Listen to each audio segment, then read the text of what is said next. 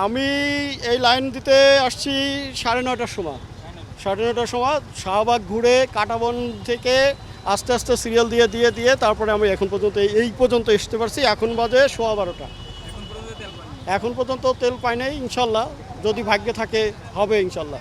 আসলে দেখা যাচ্ছে যে অন্য পাম্পের হিসাবটা আমি জানি না, এই পাম্পে কখনো বলে নাই। যদি আপনি পাম্প হিসেবে জিজ্ঞেস করেন এরা খুবই ভালো, এদের কাছে গেলে এরা কাউকে ফিরায় না, যত সময় থাকে এরা তত সময় দেয়। আর আমাদের মেইন কথা হচ্ছে যে আমরা জাতি হিসেবে অনেক ভালো, অনেক উন্নত। আমরা হচ্ছে মনে করেন কালোবাজারিতে বেশি পছন্দ করি, স্বচ্ছন্দ করি বেশি, যার কারণে এরকম একটা কৃত্রিম সংকট হচ্ছে। যেমন হচ্ছে সরকারের রেশিও অনুযায়ী আমার কাছে মনে হয় যে তেলের কমতি নাই, কিন্তু আমাদের কিছু অশুদ্ধ যে লোকজন আছে বা স্বার্থন্বেষী যারা লোকজন আছে তাদের কারণে হয়তো বা এই কৃত্রিম সংকটটা তৈরি হচ্ছে। এটা আমরা নিজেরাই, এটার জন্য গভর্নমেন্ট রাজি না, গভর্নমেন্ট বন্ধ হলে তো একদিনে ডিক্লেয়ার দিয়ে বলে দিতে পারতো যে আজকে থেকে ক্লোজ, বা আমরা আজকে থেকে সাপোর্ট দিতে পারতেছি না। এটা আমরা দেখা যাচ্ছে যে মনে করেন আমার 1 লিটার লাগবে, আমি সেখানে 2 লিটার নিয়ে আবার রেখে এসে আবার নিতেছি।